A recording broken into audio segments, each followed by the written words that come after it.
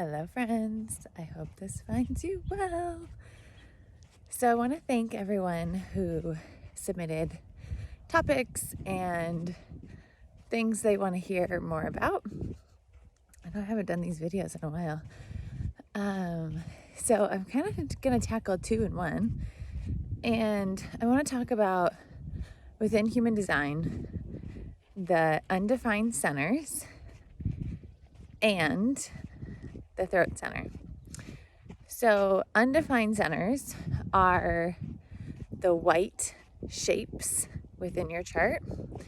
So, if you look at your body graph, you'll have shapes that have color, like fully colored in, and shapes that are fully white. Unless you're a reflector, then all of your shapes are white. And so we call those white shapes undefined centers because they're not defined with color. And what an undefined center is a place within your chart that you do not have consistent access to the energies, traits, and characteristics that are found within that center. So each center represents different energies and characteristics and traits that represent you. So when you have that center undefined, it means you still have access to those energies, traits, and characteristics. You have inconsistent access because you only have access to them when you're interacting with someone who has it defined. So all of the places within your chart that you have undefined are the places where you experience others and the world. So it's where you take in energy from others. So you do have those energies, characteristics, and traits. You do not have them consistently. So if you say, so for example, because this is an easy one, if you have an undefined sacral center, which is the second from the bottom, second square from the bottom, that means you're a manifestor, projector, or reflector, and it means you do not have the ability to have sustainable energy. So it doesn't matter if you're doing something you love, it is not going to give you energy to do it longer. And we can think sometimes that we do. We can trick ourselves into thinking we do. We can force ourselves into having sustainable energy. And then it's always going to result in burnout and exhaustion and sickness. So we want to experience the energies there, and we don't want to get so tied up into believing we have to have that in order to do what we're here to do, in order to accomplish what we want to accomplish, in order to have what we want to have, right? So maybe somebody has a belief, I know I used to, that in order to have lots of money, I have to work lots of hours. In order to have lots of money, I have to work really hard. And that is not the case really for everyone. And especially for those who have an undefined sacral, because you don't have the ability to have sustainable energy. So if you find yourself in a more traditional corporate job and you find yourself really burnt out, been there. It's not shocking because a lot of our traditional jobs are set up for long hours, for doing more than being however you're meant to be. So, how does this relate to the throat center? So, if we take the undefined, right, what we were just talking about, and apply it to the throat center. So the throat center, maybe you can guess, has to do with communication. Uh, so when we have an undefined throat, it means that we are here to speak a very objective truth.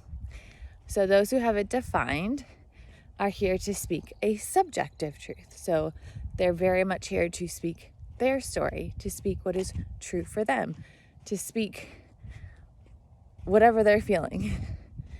For those of us who have it undefined, it means that when we get really clouded, when we start talking really in our emotions about things and we get really subjective. So, maybe, for example, if you're in an argument with somebody and you start out with, I know I learned this, I was a peer mediator in, I think, middle school.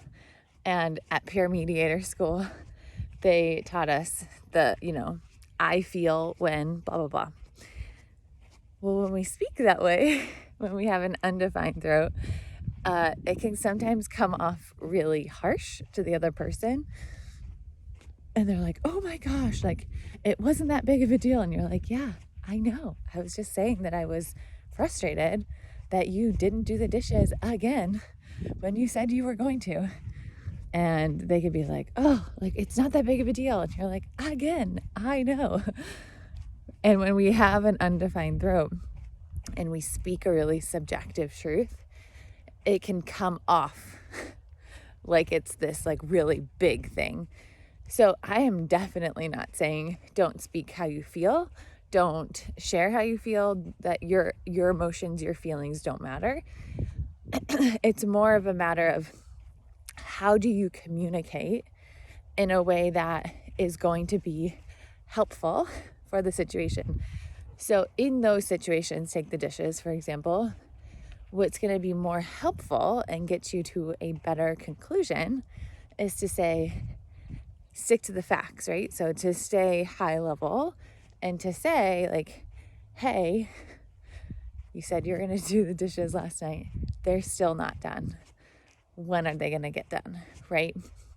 So sticking to the facts more than saying, I feel frustrated that you still didn't do something.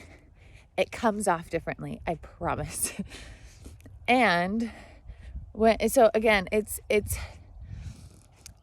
helping yourself go above the situation and see it from a higher level, higher perspective, from a bird's eye view, and try to get that objective stance from it before you speak. And if you have an undefined throat, I invite you to try it out and see how it works for you, how it feels. And the other thing, I mean, there's so many things, but the other thing with an undefined throat is that you're really here. Oh, I just saw a coyote. Oh, hi, friend. Wow. It's always such a blessing when I get to see wildlife, especially wildlife I don't always get to see. And it always takes my brain in a completely opposite direction. Just thought it was so fun. If I knew how to edit a video, I would stop it and then restart it later, but I do not. So I'm just going to keep going. So when you have an undefined throat, I'm going to keep looking for him, so you'll see me looking over there. When you have an undefined throat, you're very much here to use your voice to advocate for others. So again, like I was just saying about, like, I feel frustrated, you're not necessarily here to always advocate for yourself. Now, I know that can sound weird, and I'm not saying don't advocate for yourself, especially in situations where, like, it needs to happen. And there's so much messaging that's like, you have to tell your story. You have to speak your truth. You have to advocate for yourself. And I'm not saying any of that is false. I'm saying that for those who have an undefined throat, going through life as those as your pillars of truth can be unhelpful, because it's not always going to give you the same result as it gives somebody who has it defined. So you're here to use your voice more to advocate for others and also for yourself, but more for others. So think about maybe like social workers or lawyers, or, I mean, I do this. So I have an undefined throat and I am an animal communicator. And so I literally use my voice for someone who doesn't have the same kind of voice as we do. So I help animals share whatever they need to share through my ability to communicate. Now, that's not always through my voice, and I'm still using my throat center because I'm still communicating, right, with either an animal and or a human. Also with human design, I am advocating for your truth. I am advocating for your authenticity. I am advocating for what is true for you according to how you came into this world, and hopefully giving you the tools and the permission and the licensing to be able to go out into the world and live it yourself. So, I know this is kind of a long video, and that's okay. So if you're interested in learning more about your authenticity, your human design, your alignment, your way of moving through the world, I invite you to message me and we can talk about the different options of what is available whenever you are watching this video, whether there's containers available or one-to-one or something different. All right, loves.